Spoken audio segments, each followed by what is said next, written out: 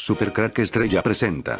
Clonar a Cristo y los falsos profetas. Fin de los tiempos. Un ingeniero crea un clon de Jesús con inteligencia artificial que emite profecías apocalípticas. Su creador afirma que esta inteligencia artificial aprendió el lenguaje humano leyendo exclusivamente la Biblia, y concretamente una versión del texto sagrado en inglés de principios del siglo XVII. El ingeniero e investigador cuántico Josh Dávila Durendal ha creado lo que define como un clon de Jesús con inteligencia artificial, programándolo con la Biblia del rey Jacobo, conocida en inglés como King James Version, por ser ese rey quien comisionó su redacción a principios del siglo XVII. El científico usó un sistema de procesamiento de lenguaje natural para reproducir las antiguas palabras sin copiar exactamente el texto. Les presento a Jesús con inteligencia artificial, una inteligencia artificial de mi invención creada a partir de la Biblia del rey Jacobo y nada más. Esta inteligencia artificial aprendió el lenguaje humano leyendo la Biblia y nada más, absorbiendo cada palabra más profundamente que todos los monjes de todos los monasterios que hayan existido jamás, asegura el creador en su blog. Más específicamente, la inteligencia artificial es un modelo de procesamiento de lenguaje natural boltzmanniano que intenta replicar el estilo de la Biblia del rey Jacobo sin copiarlo del todo, especifica Durendal. El ingeniero ordenó a su invento escribir sobre 3 temas: la plaga, César y el fin de los días. El resultado del experimento reveló que, a pesar de que los textos contienen muchos fallos, no se puede negar que tienen sentido, además de guardar un escalofriante parecido con profecías del fin del mundo. La plaga serán los padres del mundo. Y este es mi pueblo, para que él sea más abundante en la boca del Señor, cita Durendal uno de los textos. ¿Es posible clonar a Cristo? ¿Es el mayor enigma de la humanidad, o la estafa más grande de todos los tiempos? De la búsqueda del Santo Grial a las manipulaciones genéticas, la sangre de Jesús no había alimentado tantos fantasmas como en nuestros días, en los que algunos pretenden sustituir la Eucaristía por la clonación. ¿Qué se oculta realmente tras estos fantasmas? Es la misma, la sangre impregnada en las reliquias de la Pasión, la sábana santa de Turín, el santo sudario de Oviedo, la túnica de Argenteuil. Si estas reliquias son auténticas, ¿cómo explicar el increíble estado de conservación de los glóbulos rojos y blancos que los biólogos han descubierto en ellas? ¿Se puede exportar el ADN atribuido a Jesús? ¿Cuál es el objetivo de aquellos que, hoy, tientan al demonio al querer reencarnar a Dios? Clonar seres humanos sería el colmo satánico por dominar el mundo. En los primeros días de enero de 2018, un grupo de científicos chinos ha mostrado al mundo 2 monitos clonados. Los ha presentado como una conquista de la todopoderosa ciencia. Clonar no es nuevo por desgracia para los animales víctimas, está en nuestra memoria la famosa oveja Dolly, que una vez clonada consiguió vivir 7 años antes de morir prematuramente con el sistema nervioso destrozado, y enferma de los pulmones. Desde entonces no habíamos oído hablar de clonaciones, pero ya vemos que la saga continúa, porque estos señores no se rinden, y en ese camino no parecen encontrar obstáculos materiales, legales o éticos. Estos últimos parecen ser los que menos les preocupan. Están protegidos por los poderes del mundo. ¿Pueden clonar a Jesús? Los científicos buscan su ADN. Investigadores están tratando de extraer el código genético de los clavos usados para crucificar a Jesús. Simcha Jacobovisi, periodista y director de cine israelí-canadiense, presentó en 2011 Los clavos de la cruz, un documental en el que afirmaba que había encontrado los clavos que se utilizaron en la crucifixión de Cristo hace 2000 años. El documental fue duramente criticado por la ciencia. Se trata de una burda maniobra para promocionar el filme, declaró entonces el divulgador científico Javier Armentía, antiguo responsable de la Sociedad para el Avance del Pensamiento Crítico. Otros llegaron a decir que eran argumentaciones basadas en la imaginación y en un salto de fe. ¿Clavos de una crucifixión? El estudio que documenta Jacobovisi se realizó durante 3 años con unos clavos que se encontraron de 1990 en Jerusalén. El hallazgo se hizo, precisamente, en un sepulcro del sumo sacerdote judío Caifás, el responsable de la entrega de Jesús de Nazaret a los romanos que ordenaron la crucifixión del que se hace llamar Hijo de Dios. En abril de 2011, Jacobovisi se refirió a su hipótesis. Si miras el episodio en su amplitud histórica, textual, arqueológica, todo apunta a que los 2 clavos encontrados estuvieron implicados en una crucifixión, y dado que Caifás solo está asociado a la crucifixión de Jesús, sumas 2 y 2, lo más probable es que se usaron esos clavos, declaró.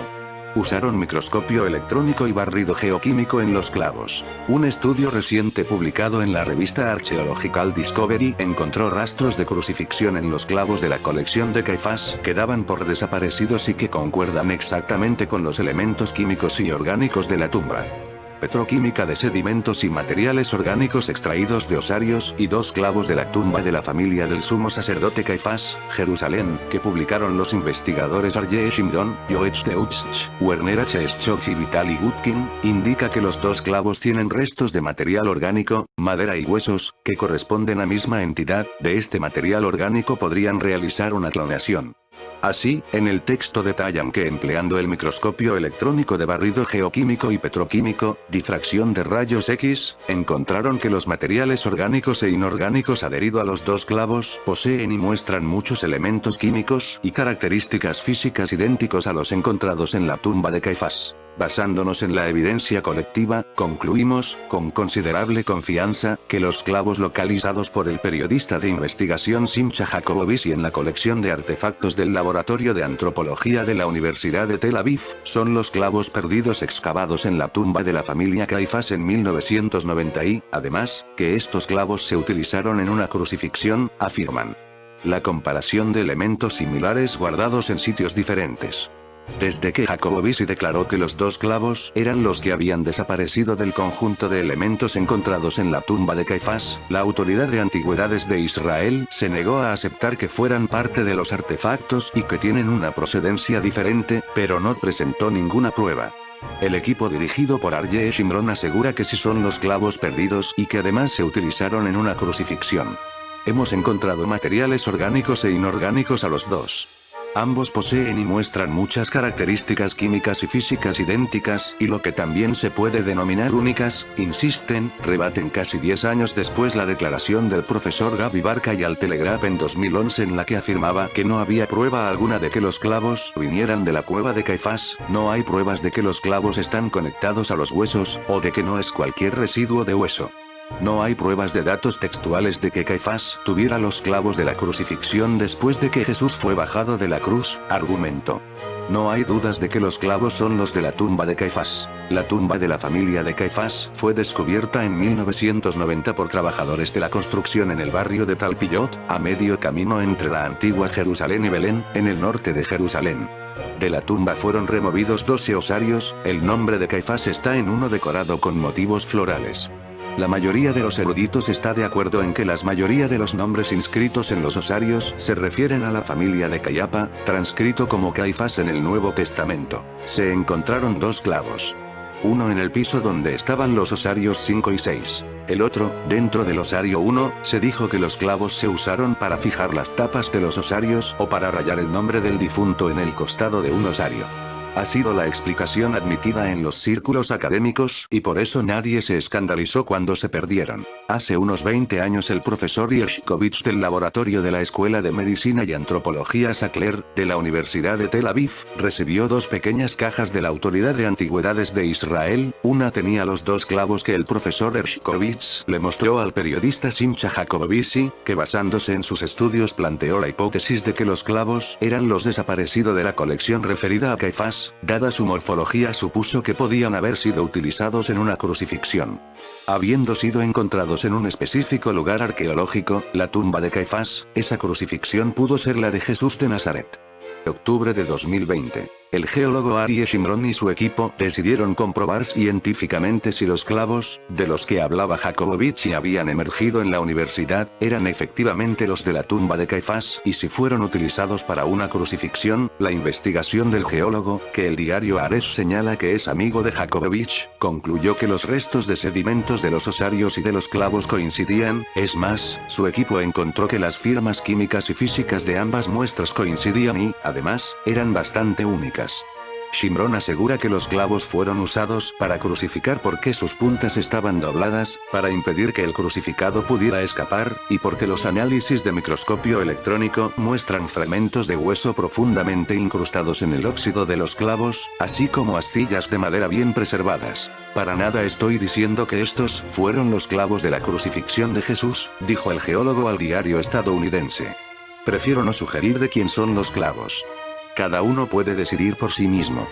¿Quién sabe qué implicaciones religiosas tendría el encontrar la reliquia de los clavos, como sugería la película El Cuerpo, en la que un prudente y dividido sacerdote, interpretado por Antonio Banderas, mandado por el Vaticano a Israel para investigar el supuesto hallazgo de la tumba y los huesos de Jesús? No sabemos si en esta ocasión también se pondría en peligro, como en la película, la divinidad de Cristo y la verosimilitud de su resurrección.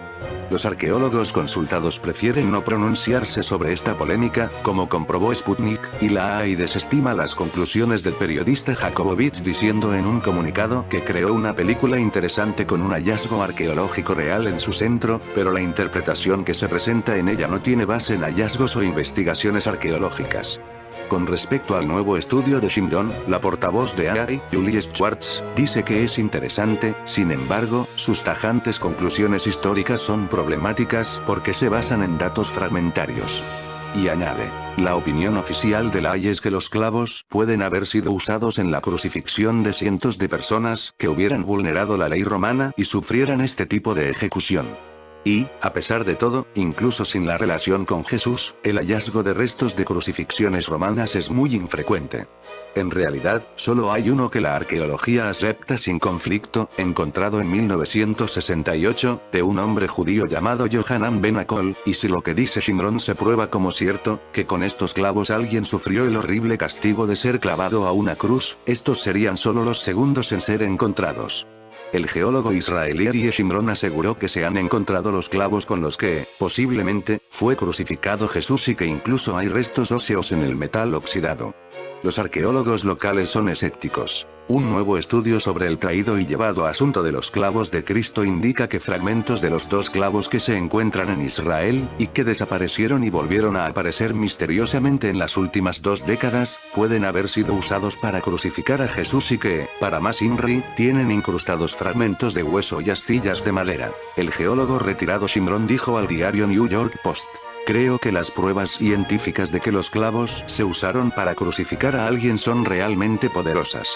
Este misterio arqueológico comenzó así. En 1990 arqueólogos de la Autoridad de Antigüedades de Israel, AAI, excavaban una cueva funeraria judía del siglo I de la Era Común que había sido descubierta, como suele suceder en esta región, durante la reparación de infraestructura vial en Jerusalén, precisamente en el lugar llamado Bosque de la Paz, en el sur de la ciudad. La cueva contenía 12 osarios, unas cajas de piedra caliza en las que tradicionalmente se guardan los huesos de los muertos una vez se han descompuesto sus cuerpos.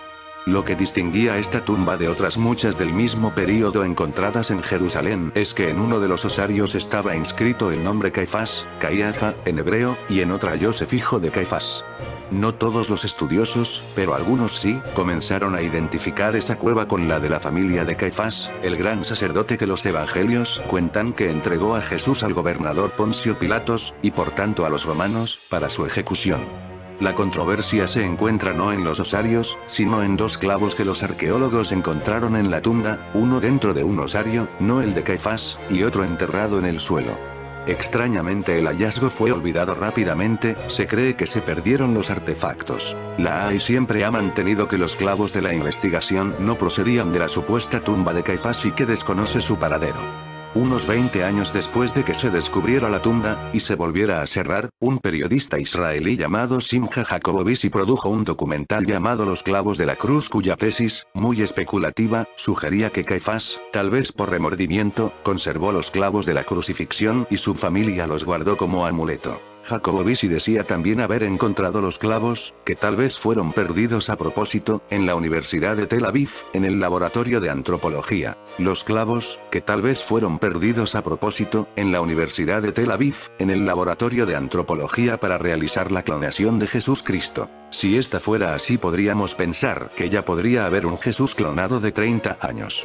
Dependiendo de cuándo a partir del año 1990 empezaron con el experimento de clonar a Jesús. Últimamente los medios especulan cada vez más con que la ciencia está cerca de lograr la clonación de Jesucristo, a pesar de que nadie ha clonado a un ser humano todavía. Pero para hablar de la posibilidad de la clonación del Mesías primero hay que rastrear su ADN. El profesor George Busby, de la Universidad de Oxford, Reino Unido, escribió en un artículo publicado en The Conversation que en 2010 Casimir Pop-Konstantinov descubrió lo que él cree que podrían ser los huesos de Juan el Bautista, primo de Jesús. El hallazgo es sumamente importante, en parte porque Juan fue discípulo de Jesús y su primo, lo que significa que compartirían ADN, explicaba Busby, aunque todavía no está claro si los restos encontrados son del Bautista.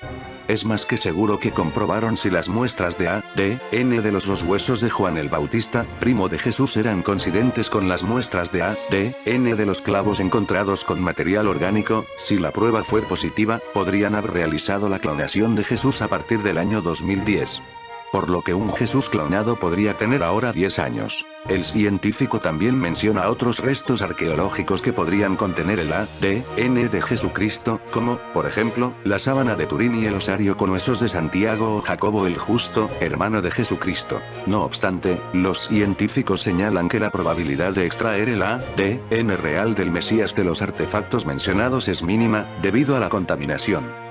Dado que cualquier individuo que tocara los restos durante estos casi 2000 años podía dejar sus huellas en ellos, las muestras pueden ser confundidas con el ADN necesario. Uno no puede menos que preguntarse qué razones puede haber para que esta ciencia filibustera muestre interés por las clonaciones. Es fácil pensar que debe haber varias por medio, pero no cabe la menor duda de que hay una que no existe. La investigación altruista. Los científicos de hoy están lejos de parecerse a un Einstein, un Ramón y Cajal o un Tesla. Estos de hoy son simples empleados de multinacionales que primero subvencionan a las universidades donde muchos de ellos se forman y luego les ponen a investigar aquello que interesa a la empresa. Aquí no trabajan para el conocimiento científico por sí mismo, sino para aquella faceta del conocimiento que suponga beneficios para la empresa y prestigio bien remunerado para el científico y su equipo. Tras todo este maridaje entre diferentes estamentos, se esconde una ley que rige estos asuntos. La del beneficio empresarial. Da igual que lo que se investigue sea ético o no, saludable o no para la salud humana o directamente venenoso para el medio ambiente. La ley del beneficio está por encima de la ley del creador del universo y de las leyes de la naturaleza, pero ahí tiene todos los papeles en regla firmados por los gobiernos que precisamente deberían protegernos de los efectos secundarios de la ciencia mercenaria. Crear carne clonada es un negocio para la industria cárnica, y esto ya se hace a la chita callando. Es más barato producir animales clonados para consumo que dejar a la naturaleza seguir su curso. Esto forma parte del lado oscuro de la clonación por su evidente transgresión de las leyes de la naturaleza, que son divinas, además de que venden gato por liebre, así que no solo es un asunto ético, pues ¿quién garantiza su calidad? No digan que los veterinarios, que sería lo deseable, pero tras este interés por la clonación animal hay otro inconfesable, otro que pertenece a la parte más tenebrosa de la ciencia, la que tiene que ver con el ser humano mismo, la clonación de personas. Si alguien piensa que este objetivo no existe, es que es tan ingenuo como el que piensa que no se han hecho experimentos en algunos de esos laboratorios opacos, experimentos de cuyos resultados no tenemos ni idea, pero que nos traen a la memoria a Frankenstein, al Dr. Mabuse, y agentes de su calaña. Y si clonar animales con alma ya es un asunto espiritual más que grave por su intromisión en las leyes del creador, clonar seres humanos ya sería el colmo de los esfuerzos satánicos por dominar el mundo. El tema es bien preocupante, porque vivimos en un tipo de sociedades permisivas y adormiladas donde del retroceso ético y moral forma parte de la vida cotidiana, y el mundo de los negocios, el poder y el dinero tienen preferencia absoluta sobre valores como los morales o éticos. Este es un terreno perfecto para la proliferación de gentes de la peor especie. En este contexto resulta fácil a los científicos carniceros asesinar animales y hasta experimentar con personas en siniestros laboratorios hasta conseguir el resultado que buscan, sea una vacuna, un fármaco o un humano a la medida que actúe como se le programa. ¿En interés de quién? Lo pueden imaginar. Satanás. Tras estos disparates están, repito, fama, prestigio, poder, estatus social, beneficio económico y el orgullo mayúsculo de algunos que se creen dioses con derecho a enmendar lo que el mismo Dios ha creado. Es otro episodio de la rebelión contra Dios. De nuevo la reproducción de las condiciones de la caída original del mundo espiritual. ¡Qué acumulación de miseria contra la que solo se puede actuar desde un cambio de ética colectiva que comience en cada uno de nosotros, en usted y en mí, hasta que llegue un momento en que seamos tantos que hagamos imposible lo que hoy resulta tan fácil a quienes pretenden controlar no solo el mundo, sino el alma del mundo, que pertenece al creador del universo? Es urgente despertar conciencias, y este es un humilde toque de atención más. Dios y sus leyes o el caos, y esta es la elección. Cada 2 o 3 años sale en Francia un libro escandaloso bajo distintos puntos de vista. Hace 6 o 7, Catherine Millet, respetada crítica de arte, nos desveló con pelos y señales su más íntima vida sexual. Más cerca de hoy, Michel Houellebecq nos sale con esas partículas elementales políticamente incorrectas, novela que lo equipara con Louis Ferdinand Céline y en la que detalla sus viajes a Tailandia. Tanto de la primera como de esta se vendieron cientos de miles de ejemplares. Ahora surge Didier Van Caudelaert, pronúnciese Covelar. Recompensado ya en 1994 con el premio Goncourt por su novela Ida sin vuelta, regresa ahora con un sacrílego Evangelio de Hindi, verdadera investigación científica sobre una posible clonación de Jesús. Asegura que, desde Bill Clinton, la Casa Blanca conserva un secreto capaz de cambiar la faz del mundo. En Estados Unidos han clonado a Cristo.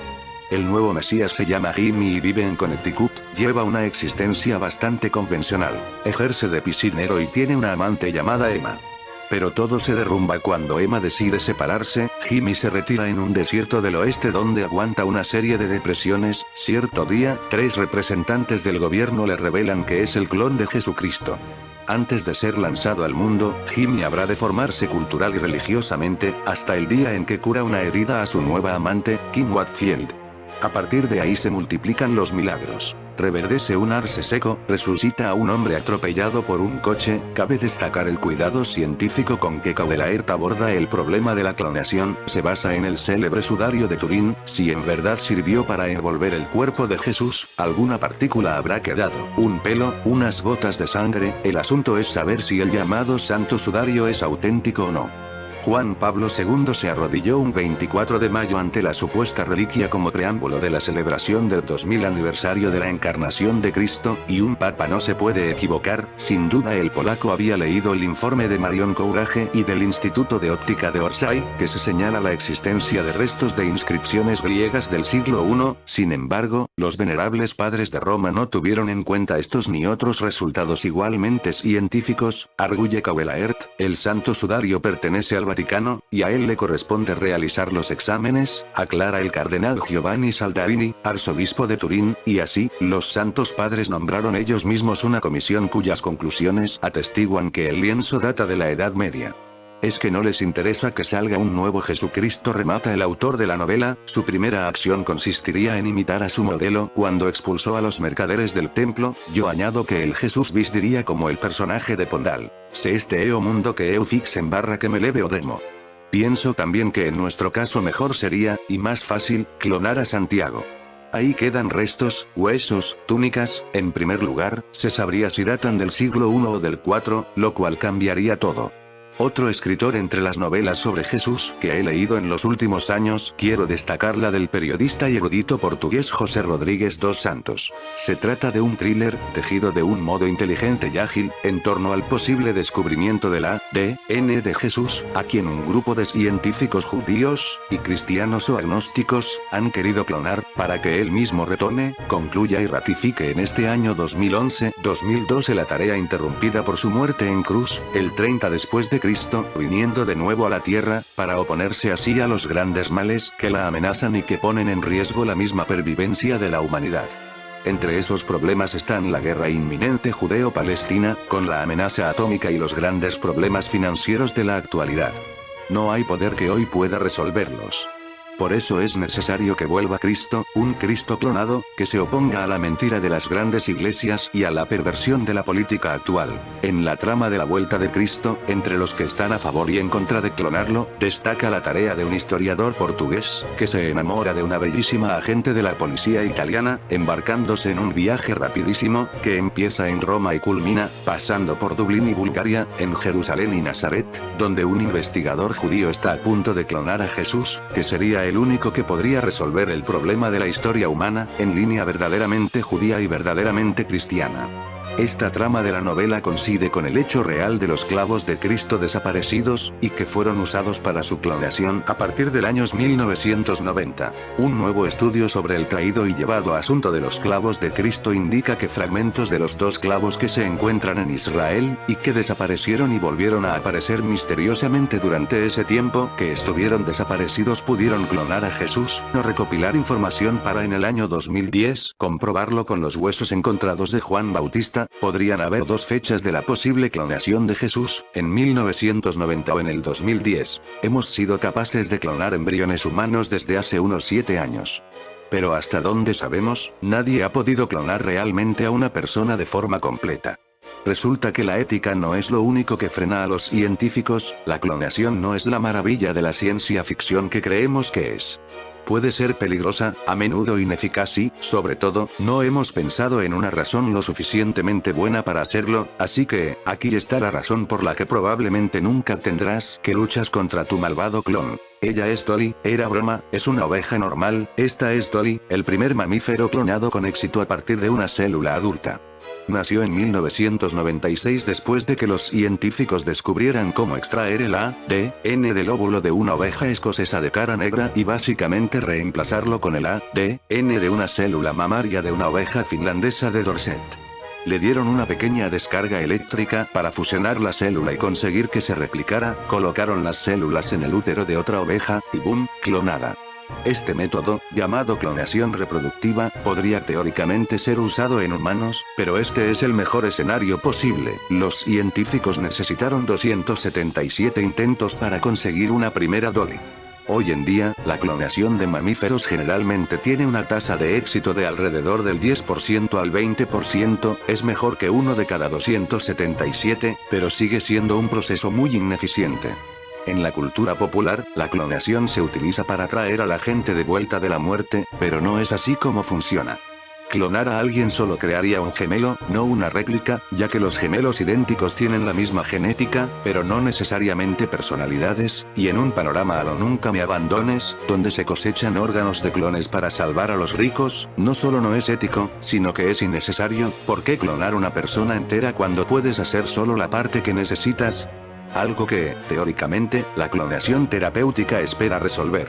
Los falsos profetas. Las fuerzas especiales de Rusia lograron la captura del líder de una secta quien afirma que es la reencarnación de Jesucristo. Se trata de Sergei Torop, quien antes de ser el Mesías era un oficial de tránsito. El principal socio de este personaje, quien fue identificado como Vadim Redkin, un ex músico de rock, él también fue detenido y se encuentra bajo custodia de las autoridades. Torop, quien también formó parte de la Armada rusa, afirma que nació en el año 1990 y que es la viva reencarnación de Cristo. Sin embargo, la realidad es que tiene 59 años de edad. Trascendió que el operativo que derivó en la detención de estos dos personajes involucró a la Guardia Nacional Rusa, la FSB y las ya citadas Fuerzas Especiales. El Comité de Investigación de Rusia justificó las detenciones que la secta estaba siendo investigada por utilizar violencia psicológica que causaba a algunos seguidores daños graves a su salud.